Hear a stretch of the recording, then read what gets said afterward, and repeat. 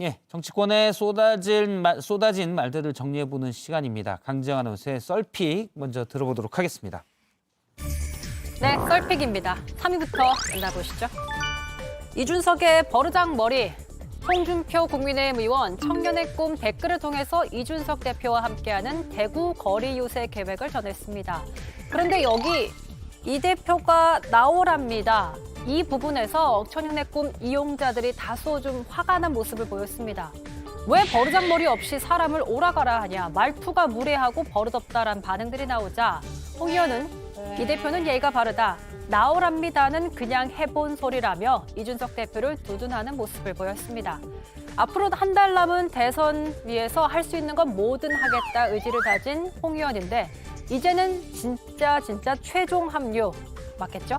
이 보시죠. 1시간 30분 연장.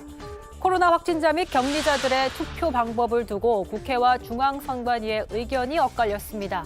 앞서 여야는 각각 투표 시간을 오후 9시까지 3시간 연장해서 확진자들의 투표를 실시하는 방안을 제시했지만 선관위는 추가 비용 등을 고려해서 동선 분리 방식으로 가야 한다며 반대 의견 내섰는데요.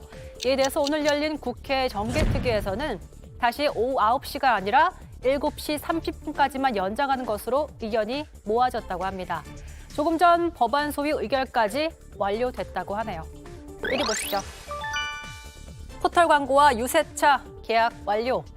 안철수 국민의당 후보의 말인데요. 포털 광고와 유세차 계약을 완료했다. 해야 하는 것은 다 했다. 그러면서 오늘도 저는 제가 정권 교체를 하러 나왔습니다.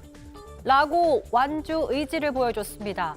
그동안 안 후보의 선거운동 주기에 꾸준히 의문을 제기하던 이 대표, 이렇게 이야기도 했었죠. 그러니까 후보 등록하고 이제 공식 선거운동이 15일부터 시작되면요. 그러면 15일부터는 말 그대로 유세차가 돌아야 되고 만약 진짜 완주를 목표로 하고 당선을 목표로 한 후보라면은 여기에 상당한 투자 및 그런 어떤 비용을 써야 되거든요. 계속되는 안철수 후보와 이준석 대표의 신경전. 대선 후보 등록일은 당장 이번 주 일요일입니다. 여러분이 픽한 오늘의 썰 무엇인가요? 네, 강지영 아나운서가 3가지 오늘 정치권에서 주목할 만한 말들 소개를 했는데요. 하나를 골라서 더 들어가 보도록 하겠습니다. 임종주 전문위원이 스튜디오에 나와 있습니다. 안녕하세요. 네, 임 위원님, 오늘 선택한 픽은 뭡니까? 네, 공식 선거운동이 15일부터니까 이제 닷새 남았지 않습니까? 예. 그 국민의당 안철수 후보가 온라인 광고 계약과 함께 유세차 계약도 했다고 한 것은 일단 완주 체제로 들어가겠다는 거거든요. 예. 그 국민의힘 이준석 대표가 비용 때문에 완주할 상황이 아니라고 주장한 데에 대한 반박으로 보입니다. 안철수 후보가 네이버랑 20억 원에 계약했다며 구체적인 액수까지 밝히면서 맞불을 놓은 겁니다. 예. 이준석 대표가 완주할 생각 없잖아. 선거운동 준비도 안 하자고 있잖아. 라고 하니까 무슨 소리야? 나 하고 있어. 라는 얘기네요. 네네, 두 사람의 그렇죠. 신경전은 일단 갈수록 좀 치열해지는 것 같습니다. 네, 안 후보는 한 발 더 나아가서 단일화가 안 돼서 선거에서 진다면 그 책임은 큰 정당에 있는 것이라며 단일화 무산이 불러올 책임론에도 미리 선을 그었습니다. 이것도 일종의 압박으로 볼 수가 있겠습니다. 안 후보는 그러면서 자진 사퇴를 통한 단일화도 들어본 적이 없다, 이렇게 맞받았습니다. 예. 잠깐 직접 들어볼까요? 그런 이야기는 한국 정치사상 들어본 적이 없습니다. 저는 제가 정권 교체를 하러 나왔습니다.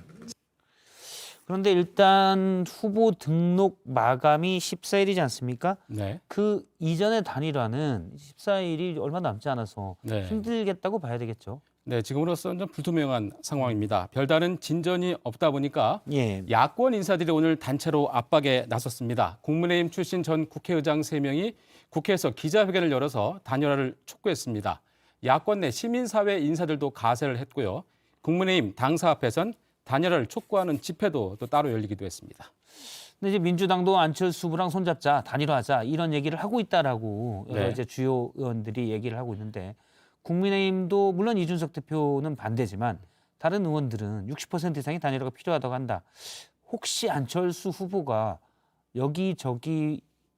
안철수 후보가 어쨌든 양쪽을 보면서 몸값을 올린다. 이렇게 볼 수도 있지 않을까요? 높아지는 거 아닙니까? 의도와 다르게 안 후보 의도와 다르게. 네네네. 민주당에서 실제 그런 그 구애 움직임이 있으니까 예. 그런 얘기가 나오고 있죠. 아무래도 혼전 양상이다 보니까 국민의힘이나 민주당 모두 절박한 상황이다 이렇게 볼 수가 있겠죠. 그런데 지금 적폐 수사를 놓고 여야의 충돌이 거세지 않습니까? 예. 문 대통령까지 직접 가세를 했고 또 선거가 조기에 진영 결집 국면으로 접어들 수가 있습니다. 결국 앞으로 양강 후보의 지지율 추이나 특히 안철수 후보의 지지율이 어떻게 움직이는지가 앞으로 그 단일화 향배의 큰 변수가 될 겁니다. 예, 실제 그렇겠네요. 문 대통령이 분노를 표출하면서 양쪽의 지지층 결집이 있으면 네.